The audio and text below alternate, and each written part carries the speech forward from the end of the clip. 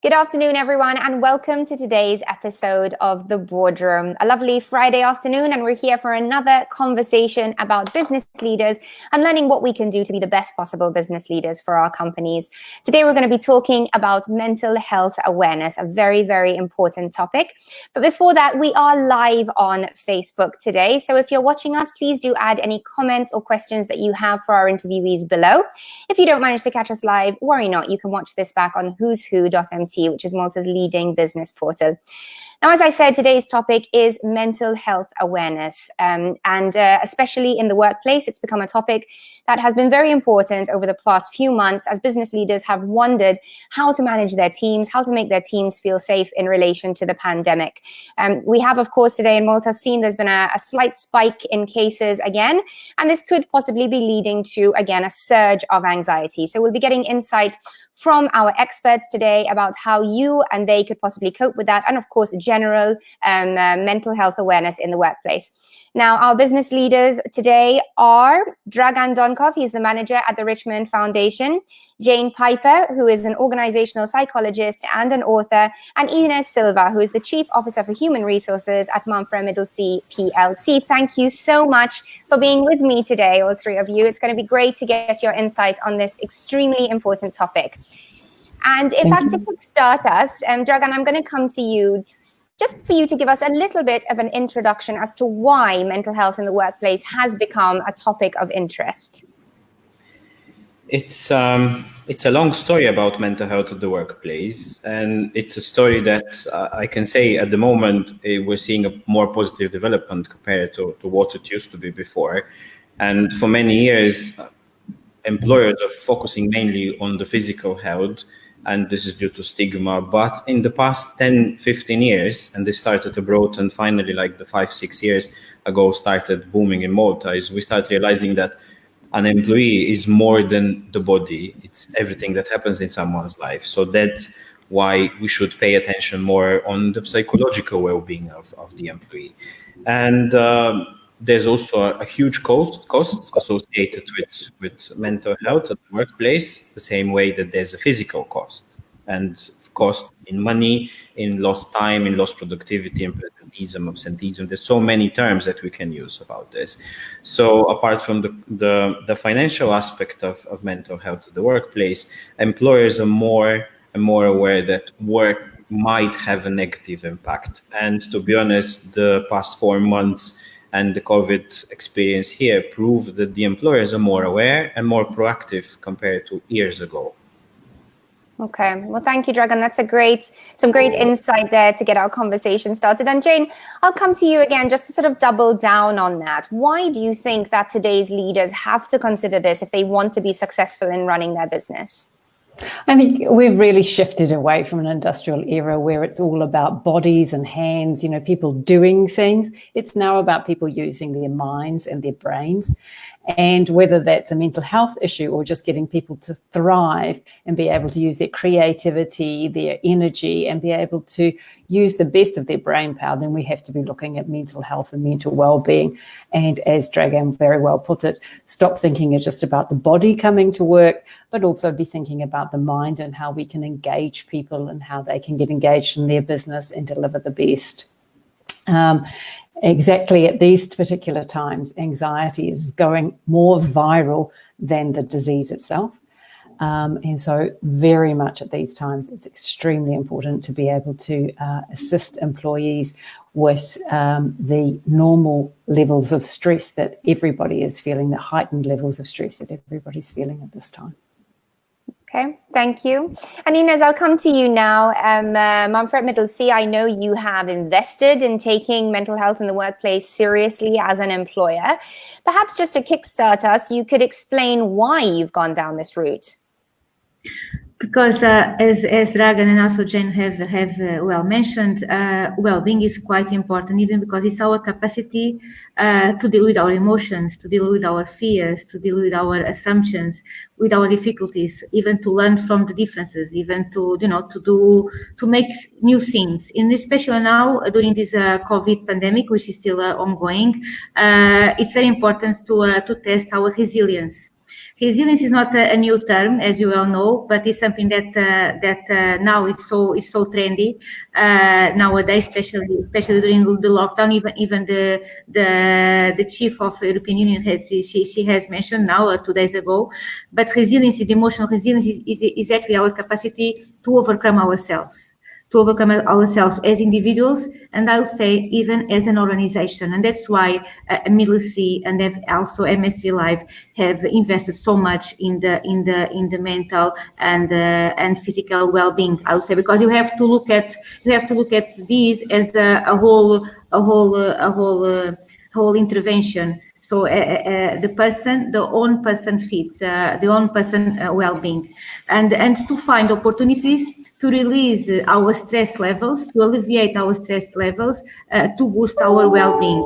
And then I can explain many more things, but I think that we'll have time later on. But about engagement, like Dragan has mentioned, the turnover, performance, creativeness, innovation, change processes, change management process. So everything is important. So well-being leads to all of this, leads to a sustainable high performance, and this means all for the organization, and even this positive growth mindset, even a continuous learning, a continuous development process.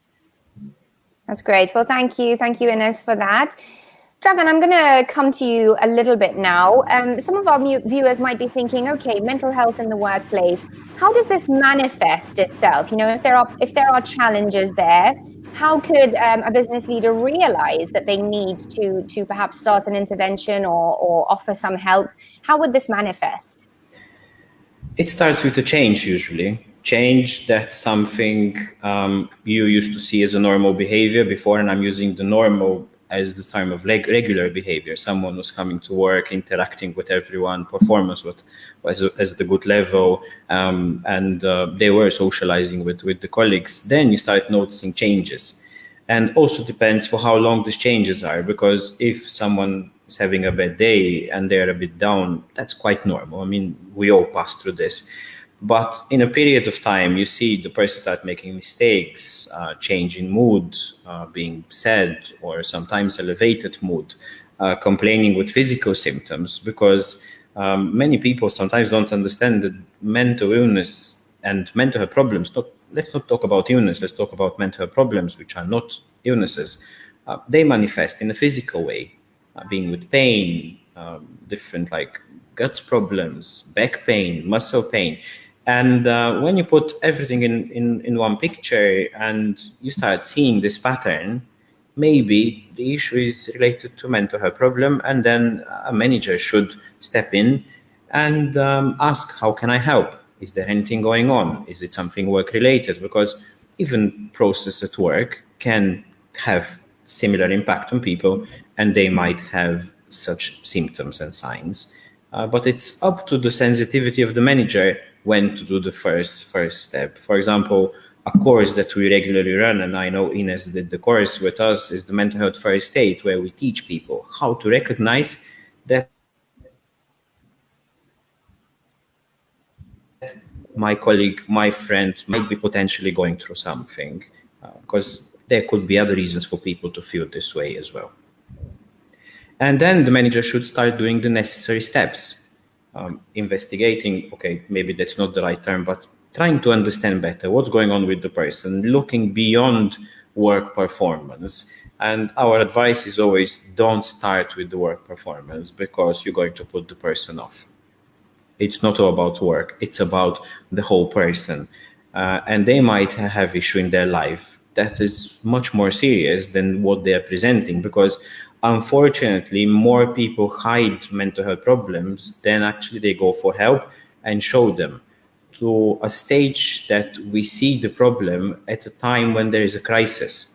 And many of the companies we assessed is when there's a particular crisis. I have an employee who's crying. I have an employee who is threatening to take their life. What can I do? I've been noticing certain things, for the past 2 months, for example, but I didn't do anything. So picking up signs on time is extremely important. Thank you.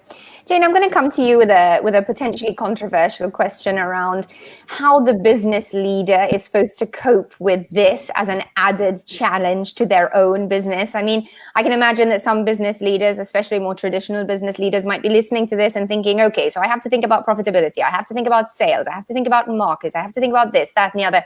Now I also have to think about the well-being of my team. And it's true, if we think back to traditional business models, this wouldn't necessarily have been something that the leader of the company would have been concerned with. This is your job, you do your job, you go home, and that's the way it is. So why have we felt the need to develop this sensitivity? And at the end of the day, why is it such a crucial and important part of business today? I think what we're seeing is a number of different organizations moving away from the traditional business model where they have seen people as replaceable parts and treating them in different ways. And this has come through from a number of different places. We've seen holacracy, we've seen different models of leadership, but basically generally the idea that having a good, stable team who are productive and performing in a good way, well, it is actually the basis for a lot of your business. You're not going to get that profitability. You're not going to be able to reach those people in that market without a good team behind you. And having that good team means looking after those people in a way that you are looking after them as whole people, not just thinking about, are they working or not working? It's a binary sort of question, yes, no. If they're not, then exit them from the organization. So I think it really comes down to, people used to talk about, which comes first, the employees or the customers. These days, a lot of organizations say that we have to look at it the way that actually the employees come first, because without employees to be able to serve the customers in the way that we want, then you don't have a business either, rather than thinking that the customers come first always. So the customer is king, that sort of mentality, moving away from that and really putting the time and energy into people who then make the difference. I'm sure any employer would have experienced where you go to a place and a restaurant where the employees just are not that interested in their customers. How do you change that around? Tell them more often to perform well, or actually be interested in them as people and helping them to perform better. Absolutely, Jane. And I'll stay with you just to sort of delve a little deeper on that one. And who supports the business leader? How does the business leader, while they are being so concerned and understandably concerned and knowing that this is critical to do all this work for their company, their organization, their team, how do they also support themselves? Yes, I think this is becoming clearer these days. Of course, there's a lot of myth out there about, business leaders have to be some invincible Superman or Superwoman, and they have to be out there and start their day at 5 o'clock in the morning and do everything and be totally ready to support everybody else. But they are also human beings themselves, so they need to also take care of their well-being. And what we're seeing is some of these senior leaders actually modeling that. So one of the organizations I work with in Novartis, you see the leader there actively modeling that he's got a family, that he spends time with his family, and so they are modeling the well-being to their team. And it's these leadership models that show that they take their mental health seriously. If they want to perform, to be the CEO, to be at that top level, then they also have to be looking after themselves, and that flows down to the employees and creates a culture within the organization. Okay, great insight there. Thank you, Jane, so much. And Ines, sort of coming to you, sort of leading a large organization, what are the sort of struggles that you've seen people have? And do you think that these struggles are the same across different sectors, or do they differ? Depends. I think that the main struggles are related to find the work-life balance, to reach work-life balance. People, they really struggle to find it, including myself, I must tell you. And especially even now during this period of COVID, I think that it was quite difficult to draw a line between the personal and the professional life. So firstly, the work-life balance. Secondly, people feel overwhelmed, and sometimes they don't know how to ask for help. like Dragan had said before. So it's very important for the line manager to to pay attention of it, and to pay attention to all the details, to pay attention to some symptoms, even physical symptoms, even attitude symptoms, attitude reactions, I would say, and then of course a problem of communication. Communication is key at any organization, and our group is not an exception. And sometimes communication is not so fluid, is not so often. So we have to invest. We have to continue investing in communication. Communication is strategic for this cultural transformation process. For people to understand that the well-being is vital for the performance of the organization. Like Jane has said, for the upper level positions, it's quite important to find our balance. Otherwise, you won't manage to perform well and to carry out a good job in our role. So I think that these have been the main struggles, and this, of course, can lead us to levels of burnout, to levels of depression, and most of the times you don't know even how to distinguish these problems, these issues. You don't know what is a person in burnout, what is a person in anxiety, what is a person suffering from depression, from a mental breakdown. So these are things that you have to continue, teach and guide our employees, and especially our leaders. Our leaders have a key role in all of this process. Okay, thank you. Dragan, coming to you from the sort of Richmond Foundation perspective, I know that you work with many organizations to help them to take a more positive approach to mental health and well-being in the workplace. How does this process start? How do people reach out to you? And what sort of things can you help businesses to achieve? Usually, and this has been a trend the last couple of years, a lot of companies reach to us at a stage where they really need the help and assistance with a particular case. But having said that, there are many companies who realize the need of, offering such support to their employees in order to protect their well-being and probably retain them at work, use it as a benefit. There are various reasons why a company will offer such support.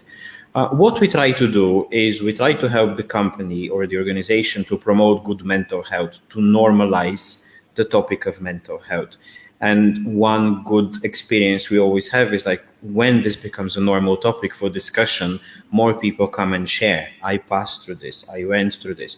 I've been doing training and sessions with quite a number of organizations the past few years. And it's very interesting when you feel the bond and the understanding and the good company culture, even very senior people, I'm talking people at the CEO level, share freely their experience with mental health, being with their family or with themselves, which opens the floor for everyone. If the CEO can say such thing, I can, and I won't be punished for this. So that's why putting the right policies. A company need to make a statement. Mental health is something important, and we're going to protect it, and we're not going to discriminate based on mental health. And then from them, other things start. Educating the employees. What is distinct mental health? Very often, and this was the case in the past, when you ask them, what is mental health? People are telling you this is depression. But if you ask them, what is health? They will tell you being healthy, eating healthy, doing exercises. So we had this case where people are saying mental health is a mental illness, which is, the concept of health is, mental health is part of health. And I've heard people saying, I hope I don't have mental health, which is very worrying.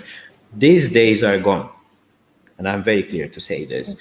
Now people understand, there are more people speaking about it, there are more people normalizing having mental health issues. And I believe that all of us will pass through a mental health problem in our life. Not mental illness, but you'll be sad, you'll be worried for a period of time, you experience some of the symptoms, and most of us will cope.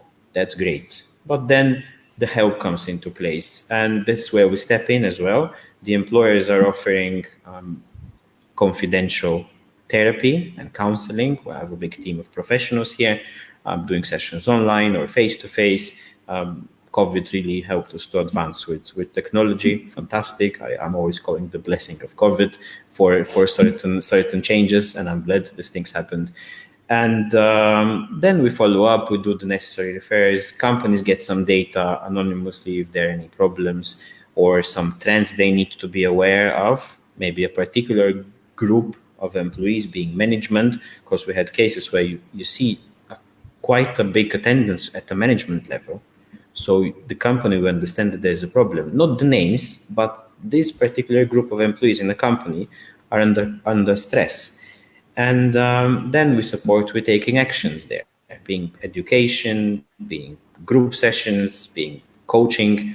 And I can say that I coach leaders, and probably around 45% of the people I coach have signs of burnout or high anxiety, which could be a bit worrying, because protecting the leadership well-being is equally important as protecting the well-being of the rest of the employees.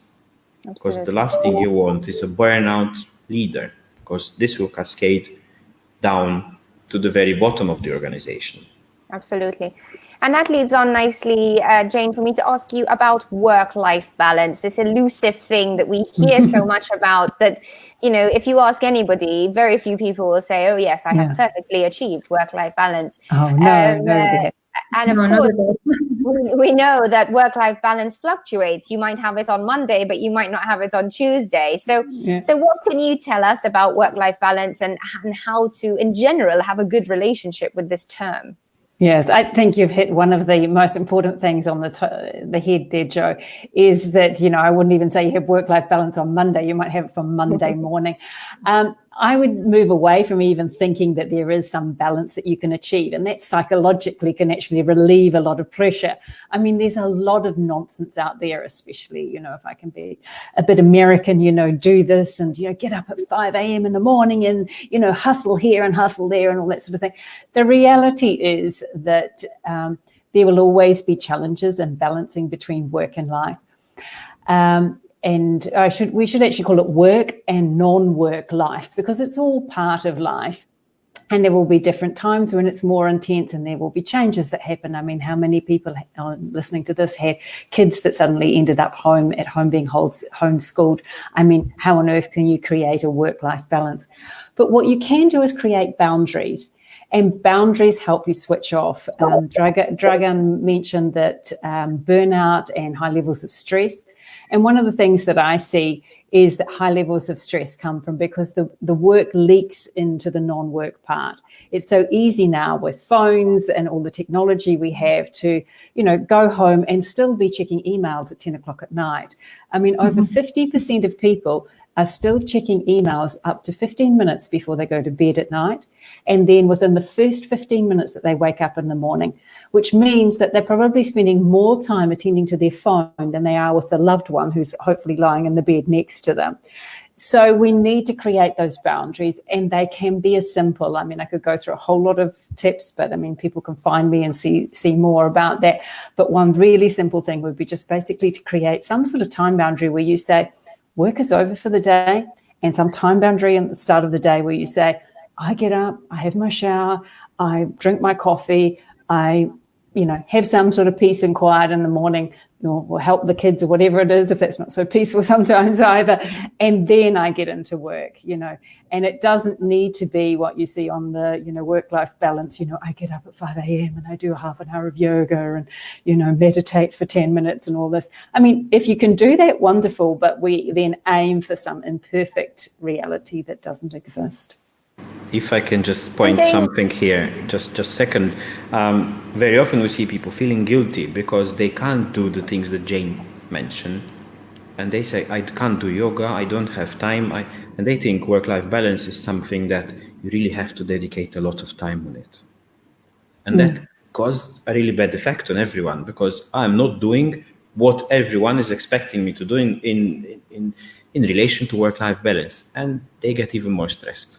From this. Yeah. And in fact, Dragan, that's exactly what I was going to ask Jane. You know, what do you do in a situation where you have a boss who expects you to be sending replies to emails at 10 o'clock at night, or you are running a business perhaps in a different time zone that requires you to wake up in the morning and realize that your Asian client urgently needs something done and you've missed it because you've been asleep? I mean, What would be your very short, quick advice for people who genuinely have that feeling of pressure? I would say is ask, and I don't want to take a lot of time, but I've been exactly in that situation where I had a boss who used to send emails all the time, and I had a global job, which I was at for a certain period of time, managing both North America and Asia Pacific. So you've got both ends of the day. And, it was crazy. I was working hugely long hours. The boss would send emails on the weekend, and she said, this is getting too much for me. And what did he say? He said, I send emails on the weekend because I'm watching my kids play sport. And then when it's boring, I do emails. I thought, well, your poor kids. But irrelevant, he wasn't expecting an answer on the weekend. And I said to my Asian team, hey, guys, I'm now having to do North America. It means I'm having some late meetings. And, if it's really urgent, please text me. Otherwise, I will answer my emails. I used to get into the office at 7. But I'm just going to take it longer if I'm on a call to the States at, 9, 10 o'clock at night. They were fine about it, and vice versa. I spoke to the North Americans, guys, can we try and put the calls so it's only Tuesday and Wednesday night so I can still get to my yoga class or whatever it was on Thursday night. So it's managing those expectations and then being clear, if it truly is urgent, then text me outside hours or something. Text is only used for that truly urgent stuff. And unless you've got a really nasty client or a nasty boss, and then you have to start asking yourself, do you want clients like that who expect that 24/7 or a boss who expects that 24/7? Absolutely, Jane. I would say, just from my own little bit of experience, it is around setting expectations, isn't it? And you might have to have one difficult conversation that causes you a bit of anxiety to set that expectation. But then once you've been clear and you've set it, then obviously it's so much easier to sort of achieve that balance. So thank you. And Ines, maybe you can give us a bit of insight into how you've encouraged this in your organization. Yes, absolutely. I think that you have been encouraging this through a trust-based culture. I think in the end, it's all about culture. In fact, before you have even Jane, she had mentioned something, and culture can eat the strategy at breakfast. The Peter Drucker had said this a long time ago, and it's absolutely true. So if you don't have a consistent attitude and a consistent approach to our employees, it won't work. So our approach has been a trust and respect based and results driven, of course that you are looking forward to the results and to the performance of the company, but always based on trust and respect. So this is the way that you have found to encourage and to urge our employees, and especially our leaders, to boost the work-life balance of all of us. And I think that you have achieved. Of course, then there are the things that we have been doing, like flexi hours, like remote working, like maternity leave, which is something still a work in progress in Malta. But I have increased the maternity leave up to 20 weeks. Also, the paternity leave up to 10 days. So even to send a clear message to our employees that for us it's important that they have a family, they make up their own family, they have balance at home, and they can find their own path, their own professional path at work.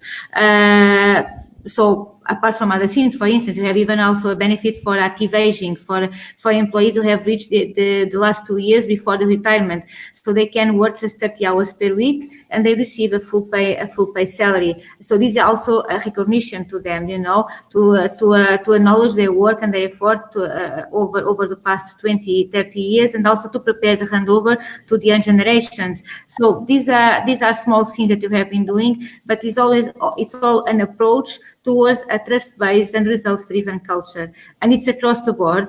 And of course, then everything through a communication plan, and a formal communication plan, but also informal communication plan through our leaders and through HR, through myself especially. Thank you, Ines, and I'll stay with you. I mean, obviously, this has to come from the company, right? So the company sets the basis of this, but the employees have a role to play as well. It has to work both ways if it's going to be effective. So how do you encourage your employees to take an active and positive approach to this, and to understand that the responsibility doesn't all lie on the company, but that they have to, give as good as they get? These are what you have always been saying, also been doing. This is a mutual commitment, a two-way communication, a two-way respect and flexibility. It's not only flexibility from the company; it should also be flexibility from the employee. So if you reach this agreement, you can be owner of our own time, because I think that in the end, this is what you sell to an employer. No, you sell our own time. So if you manage to control our own time, we'll be much more responsible of achieving our results, and this is a balance that the company is looking for. Okay, is seeking for this balance, that the employee will be controlling his own time, but at the same time, he'll be much more responsible and feeling much more the ownership of achieving his own results, because in the end, he's also the owner of the company. So this is what you have been working. It's not easy, I must tell you, and of course that we have found some struggles and some difficulties, but I think that you are on the right track, and employees have clearly understood that this should be a mutual commitment, trust, and respect. And I would say not only between the employee and the company, but also between the employee and the line manager, and especially among the employees. Because in the end, it's not only important that they report to HR or they report. In fact, HR is not even. I'm always saying I'm not here to take over anything. I'm here just to establish guidelines and to help you to achieve your objectives. Okay, then it's up to the area, up to the line manager or to the chief officer. But it's very important to have. In fact, I was just receiving some emails from my team today. I'm off. No, I'm officially off, but I'm still seeing my emails, and they were trying to agree some leave. They have to agree between them, not with me. With me it will be not a good sign. They have first to agree within the team, and this is perfect. If they are in agreement between them, they will be autonomous, they will be independent, and they will be working on their own to achieve the results of the company. This is what you are seeking for. This is what I have been always saying, and even now, especially COVID. Of course, I know that there are some certain roles that they still need some supervision, they still need some controlling. But in the end, if you manage to give the responsibility and the ownership to the employee, you'll feel much better, you'll feel greater, and you'll give much more to the company. You'll give his utmost to the company for sure, even at 10 o'clock in the evening if there is need. If there is no need, then you'll keep as it is. But I must tell you, we have been working truly in work-life balance. Even the CEO, both CEOs, they don't send emails after hours. It's very, very rare. They are completely against this, I must tell you. Even emails we don't have a policy with this regard, but we trust each other. We trust each other. Let's put it this way. That's great, Ines. And yes, of course, that sort of brings to light the idea of leadership, giving the example, setting the standards that everybody else should be able to lead by from example. Dragan, coming to you now a little bit about coaching. There is coaching available, am I right, for sort of business leaders or for anybody interested in this space? What role does coaching have? The coaching is a very useful tool for growth, not only for leadership, but for all the employees. And one of my mission as a coach is to say that to introduce the coaching at different levels in the organization, because at the moment organizations invest mainly in a high level, levels of the organization where they spend money on coaching. But I'm seeing this changing. A coach is someone that can challenge you about certain things. It can help you to achieve certain things, can help you to put certain goals which are measurable, and you can rely and you can find your own ways of doing it. And as you probably know, because you did a very good session a week ago with some very good coaches locally, coaching is a non-directive, and I found coaching very helpful for people during COVID, because they could be challenged about some processes they're doing. They can find direction through their own reflections. I had a client who found it really difficult to work from home because she didn't have structure. And I asked a question: did you discuss this with your manager? No. Why? She would think that I am not capable of organizing. As soon as she discussed, the manager was very supportive. So coaching gives you your own space where you can bounce ideas and you can reflect and build awareness and take action. And also take action in self-care. Take action in improving your well-being, because very often you might see that your well-being is actually affecting the way how you do things or affecting your team. And speaking about sending emails late, one of my clients, it was a group session, actually group at the senior level, realized that everyone answers during the weekend when he sends an email. And he wasn't happy with this. And my question is, did you tell your employees that you don't expect this to happen?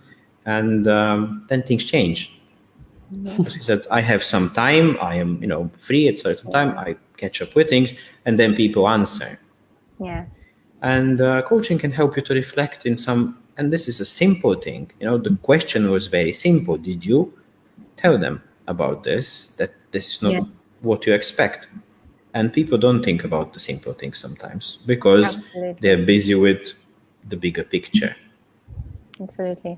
Okay, just if I may, we haven't done coaching, external coaching, but we have done mentoring across the company. So from the top levels to other employees, to other high flyers of the company, and it has been very successful, the experience. We are already in the third wave of mentoring. So basically, we have some managers, some chief officers sharing their own experience within the company with other people, and to show them and to teach them how to deal, especially with emotions, and how to deal with the difficulties. Now, even now at the present, that they are taking on new roles, and even in the future, if they might reach other positions. And yes, it's a great experience. And if you are right, Dragan, that sometimes people don't look at very simple questions, very simple things and this can sort out big problems, big issues. Exactly. It comes down to communication, of course, Ines, doesn't it? That sort of understanding of the basic communication needs. Jane, just before we do start to wrap up our conversation today, I'd love to hear a little bit about the trends in mental health awareness that are developing for the workplace. Obviously, we've known about work-life balance for a while now. There are other things that we've been talking about for a while. Perhaps you can shed some light on perhaps where this conversation is going to continue to go in the next few months. I think with COVID, two things are happening. One is generally the conversation around mental health is picking up. So people previously, the clients I was dealing with, were happy to package, say, well-being and talk about well-being, but weren't so happy to talk about mental health, maybe for some of the reasons that Dragan suggested, that basically mental health implies mental illness. But I am seeing that people are much more open talking about mental health these days in the employer workplace setting. The general trend being that they expect to see more issues and more problems coming up with COVID. And I don't think I need to repeat the reasons why. It's all very obvious to most of us. I think the second thing that is happening is that those people who hadn't really caught on to the well-being, or those employers who hadn't been looking at the well-being, are now starting to move into that space. So I'm seeing more people wanting to start looking, as very much Ines was describing, creating a culture. You have to be able to trust your employees if they're working remotely. And they're realizing that if they've had a more authoritarian command and control leadership style, that just is not working, and therefore they need to shift. And how are they making that shift, and how are they supporting both their employees and leaders to do that? Okay, well, thank you very much. Lots to think about there. Before we do wrap up, I'd love to come to each of you just for your final thoughts for our viewers today. So maybe perhaps key takeaways that they can have from our conversation. And Ines, I'll come to you first. No, I think well-being is about what you have been discussing today. Basically, culture, a trust-based culture, openness, agility, a true agile working environment. Transparency, very important in terms of communication, and also employees feeling fairness in what the company is doing. Leadership is key. If we know of this process, it has always been important, but now it's more important than ever. And I think that our leaders have to speak the same language of our employees. Have to be vitally empathic. Have to put themselves in the shoes of the other. This is what we have been working to provide interpersonal skills to our leaders, because they are the spokespeople. They are the people. They are the people who convey the strategy of the company to our employees, and who feel what they are feeling. So we have to prepare very well our leaders, and that's why we have also been providing training through Richmond Foundation, through other organizations. I have provided training myself on new behaviors to all employees, and especially to our leaders. I think that this is our big investment, the leadership. So leadership culture, and this is the only way that we can achieve engagement of our employees. Because if they feel that they are important for the company, that the company will really care about them, they'll give their utmost to the company. So they really believe in our project, in the purpose of the company, and they'll feel belonging to the company. And this feeling of belonging is so powerful, isn't it? Absolutely. Thank you, Ines. Dragan, your thoughts, please. I would like to close this conversation today with the thought that employers should look everyone in the company is one family, and also acknowledging that people have other families, their family outside, and someone's life is more than work. And if people feel appreciated at work, and if we take care and people understand the responsibility, they also care that, this responsibility to raise awareness and to point out when things are not doing well with the company or with management. And we might have a very good level of engagement with the company, and people will stay because we look after them and they appreciate, or let's say majority of people will say. Another advice for leaders and managers is that if you face a situation where you don't know what to do, better ask for help, ask for advice, your HR team or people that are engaged with the company. This is much better than not doing anything and let things develop in the longer term, and we end up with a sort of a crisis with someone in the team or the whole company at the end. So seek more information, provide more education and care for everyone, and not only for the employees, but the whole society, because when you educate your employees, you are actively educating the most active part of the population in a country, because these are the people who contribute and they spread the knowledge around. That's great, Dragan. Great thoughts there as well. And finally, Jane, over to you. I always like to make sure that people leave with something really actionable they can do. So I think it's all about talking about it, and two really good questions that you could just ask, whether you're a leader, whether you're a colleague or somebody in your family, is how are you feeling? And not just get the usual, I'm fine, thank you, but really ask, how are you feeling? How are you coping with issues under COVID, and having a conversation about that. So I think that's something that's really important to do. And if you are in a leadership position or managing a team, go one step deeper and ask them, what can I do as your manager or leader to help you perform better? And that could be some really practical things, but it could also be opening up that door to some things that could help them. And as Dragan mentioned, deal with something before it becomes a crisis. Well, thank you. Great insight there. Great takeaway tips for our leaders and our colleagues to be using in the workplace. So thank you so much for your insight today. Thank you. Thank you. And for anybody that is interested in learning more about mental health in the workplace, there is a conference taking place in November, on the 19th of November. It is the Mental Wellness at the Workplace conference organized by Working Town, and it will be at the Excelsior Hotel. And tickets are available now, and we're promoting that because it is going to be a fantastic event that will really give you, again, skills as a business leader that you can take forward into your organization. As always, from us here at the Boardroom, thank you so much for being with us. We hope that today's content has been useful, and we look forward to seeing you on a future episode. Thank you. Thank you. Thank you. Thank you very much. Thank you.